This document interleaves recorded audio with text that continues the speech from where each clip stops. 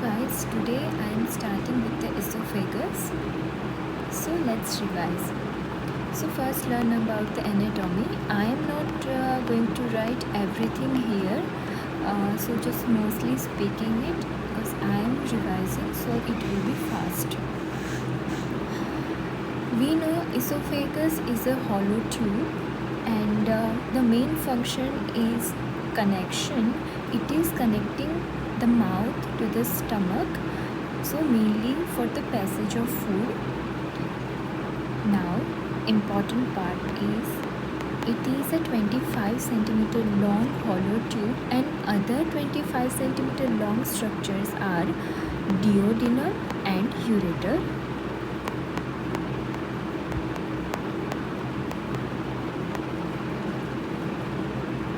Distance from the upper incisor teeth is 15 centimeter. So 15 centimeter is the starting point we are taking, that is the distance from upper incisor teeth to, let's say, lower part of the esophagus. So this will be at 40 centimeter because all it will be 25 centimeter. Now there are mainly three constrictions in the esophagus. We have to learn at which level they are and from what distance from the upper incisor teeth. So first is the starting part of the esophagus, that is also known as upper esophageal sphincter, that is made up of cricopharynx. Now second is at the 25 centimeter, so somewhere here we have mainly two constriction. So the first one is arch of aorta and the second one is left bronchus. Why left bronchus?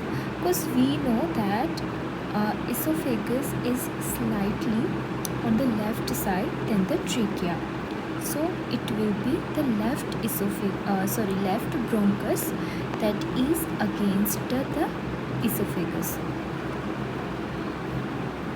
Okay, now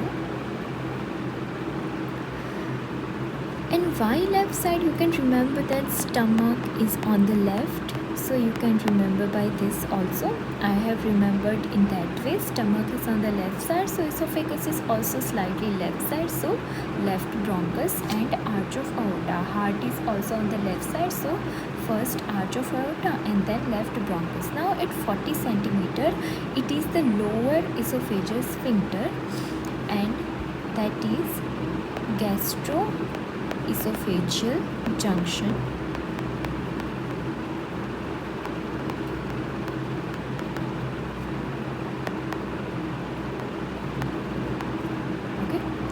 So now, what is the narrowest among the three? We have learned that there are two sphincters, upper and lower esophageal sphincters. That is also the constriction.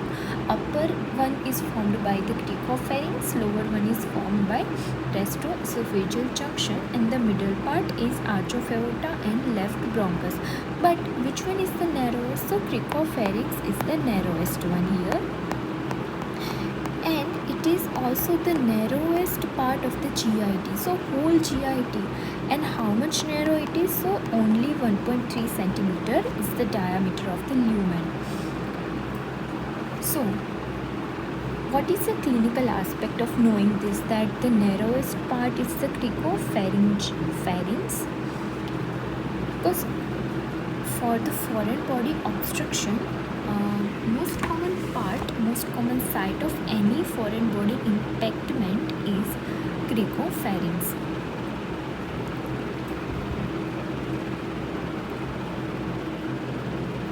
And most common part of iatrogenic injury is also the cervical esophagus. Now we are learning the layers of the GIT.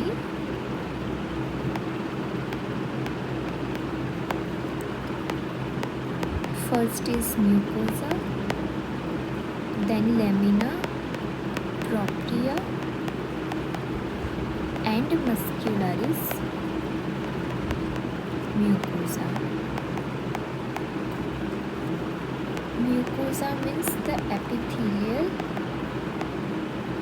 lining here mainly. So it will consist of the mucosa, then submucosa, that is the toughest layer. And what is the clinical application? You remember that we are taking the collagen of the submucosal part of sheep gut for making the catgut suture. Then muscle. In muscle layer there are mainly two parts. Inner one is the circular, I'm sorry for my spellings, and outer one is longitudinal.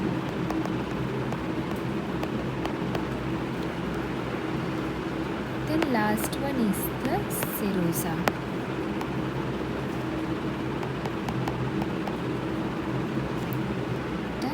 Now, what is unique about the esophagus? That mainly the serosa is made up by visceral peritoneum. So, esophagus is mainly not an intraperitoneal organ. I mean, lower part is slightly in the abdominal cavity, but as a whole, it is not an intraperitoneal, intra-abdominal organ. So, it doesn't have serosa. So, esophagus lack this part. In muscle also it is a spiral pattern. What we mean by spiral pattern? It is like this, helical type.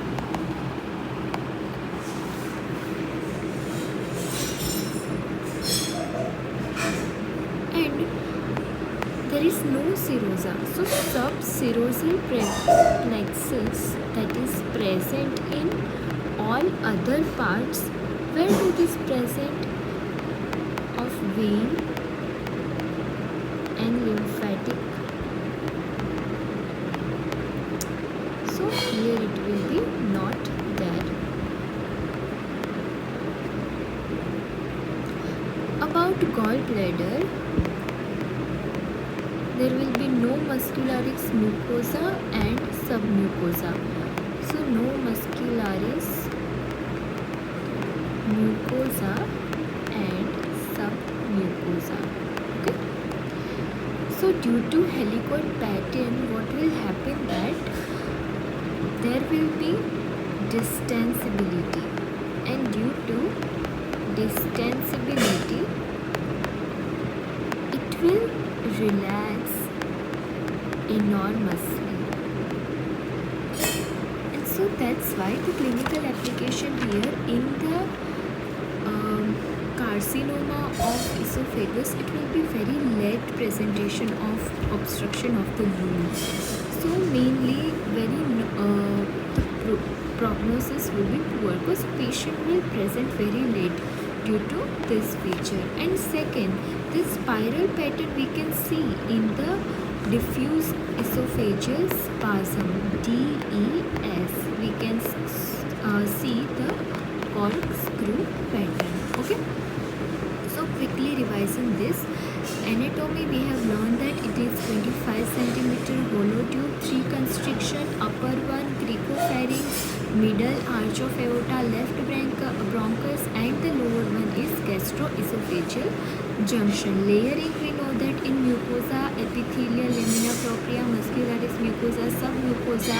Then in muscle layer 2, inner one is circular, outer one is longitudinal, and the outermost is the serosa, but esophagus lacks it, so there is no subserosal plexus of the vein and lymphatics.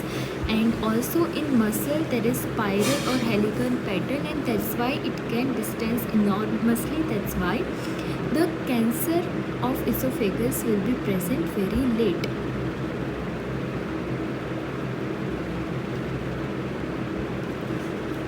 Okay, now we are starting with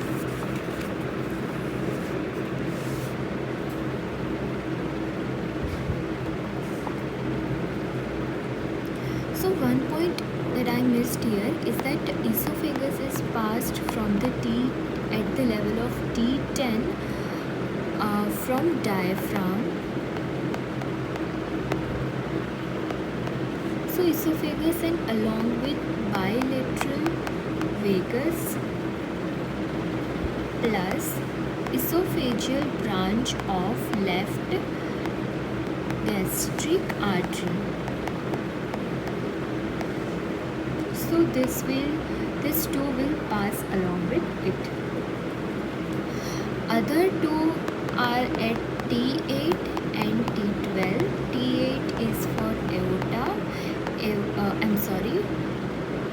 T8 is IVC, and IVC along with right phrenic. You know that IVC at the right side, so right phrenic nerve will be there, and T12 it is aorta plus all the vascular structure, esophagus, vein, plus that will be drained into the SVC plus thoracic duct.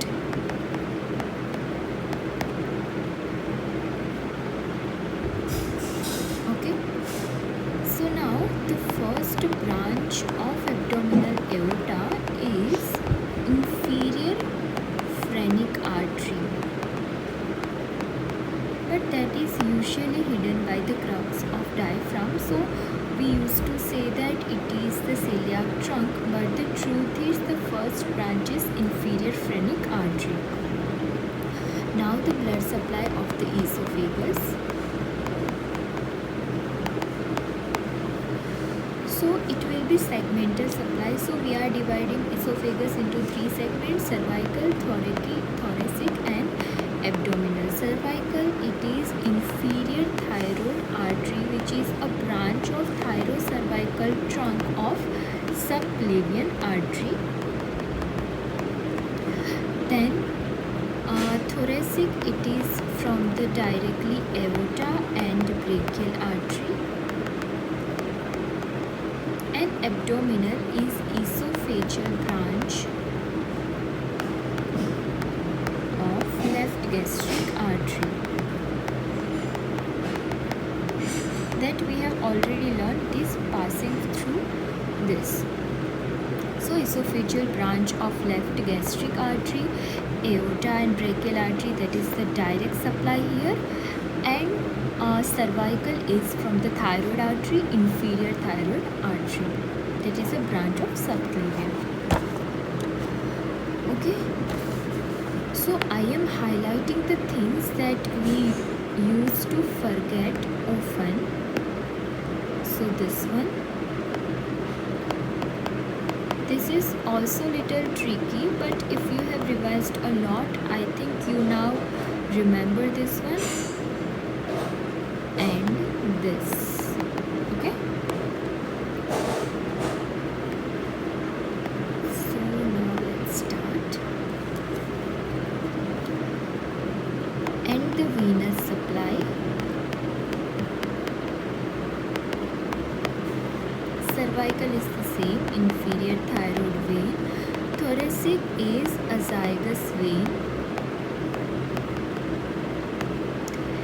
And abdominal is left gastric vein. So it's simple. We have to just remember the counterpart of aorta here, esophagus vein. And inferior thyroid artery supplies, we know that it supplies the thyroid, all four parathyroid glands plus thymus and esophagus. Now, mucosa of esophagus.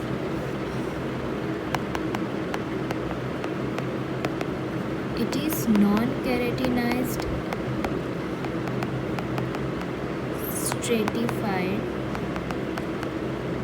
squamous for 24 centimeter, but last 1 centimeter is columnar. So we know that in GIT, oral cavity,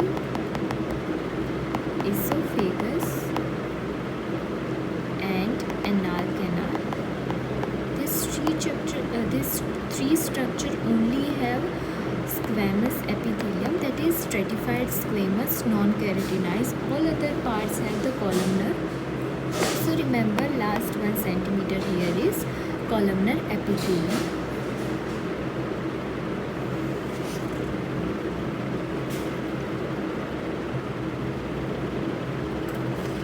So we can see this squamo-columnar junction in the esophagus.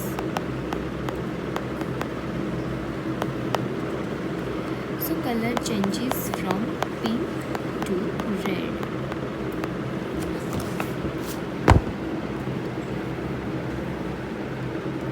Now we talk about the metaplasia thing. What will happen in GERD, that is gastroesophageal reflux disease? The acid is refluxing and coming into the esophagus. So there will be intestinal metaplasia, in which the squamous epithelium is changing into columnar one, but this columnar will be intestinal type,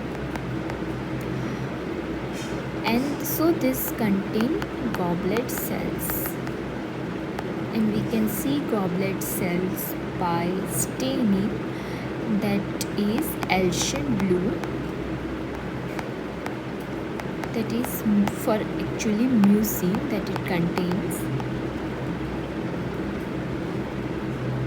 And this will known as Barrett's esophagus. It will increase the risk of esophageal carcinoma by 40%. I mean 40 times, sorry, 40 times. And it is mainly when the long segment of the Barrett's esophagus is more than 3 centimeter.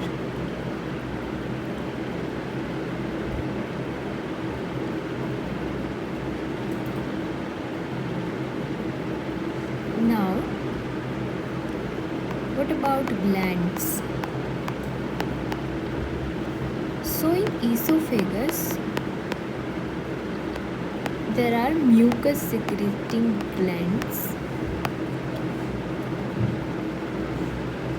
and that is present in the submucosa, mainly for the lubrication, and there will be cardiac glands,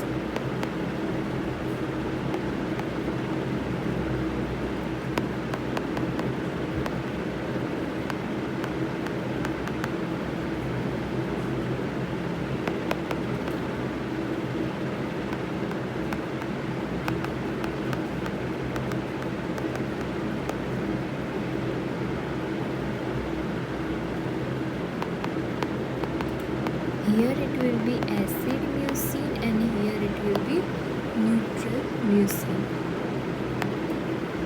So this we have to remember. Okay, so cardiac glands and glands in the submucosa.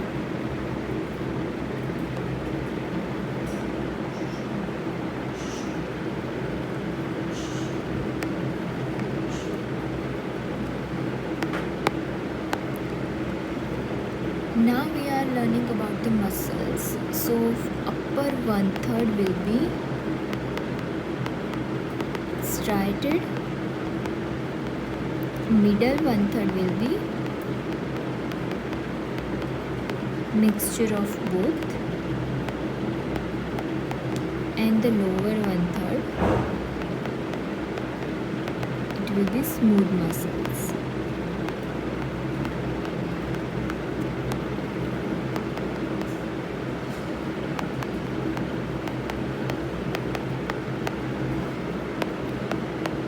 For the nerve plexus, there will be 2 submucosal plexus and myenteric plexus.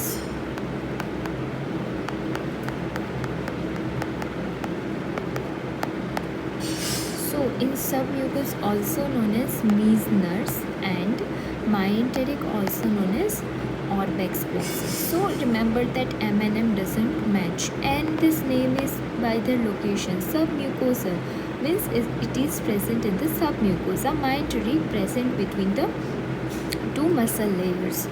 So in esophagus generally the submucosal plexus will be absent and it is sensory mostly, but that will be mostly absent, but the important one is myenteric plexus, and myenteric plexus is the motor one and it is present between circular and longitudinal muscle.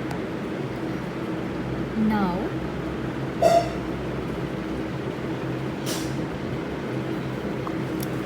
we have learned about all the layers in detail. We have learned how is the epithelium.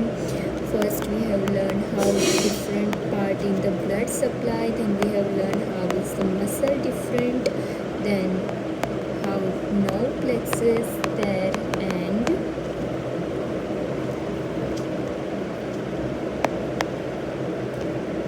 now we are going to learn about the chromoendoscopy.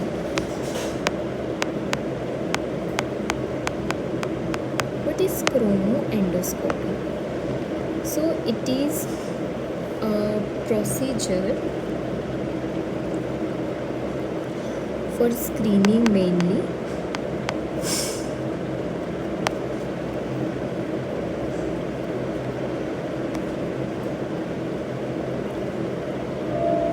So methylene blue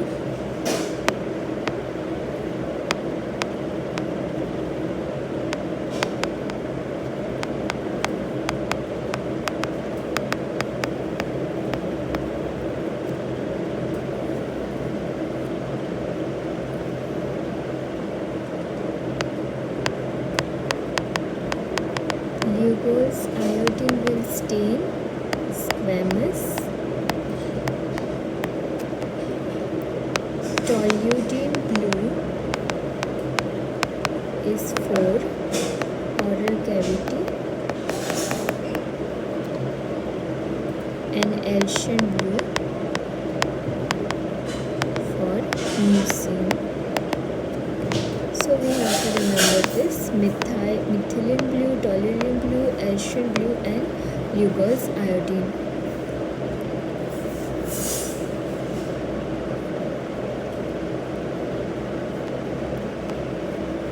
Now, what is the correct position to insert Ryle's tube? It is the sitting with flexed neck, and we have to measure from the nose to ear lobule to Zephysternum. And in children,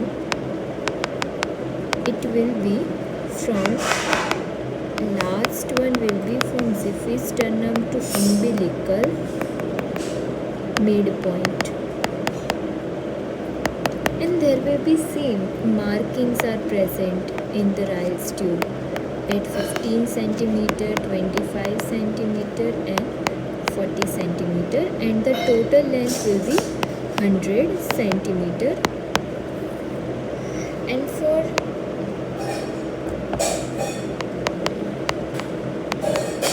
insertion to see in stomach,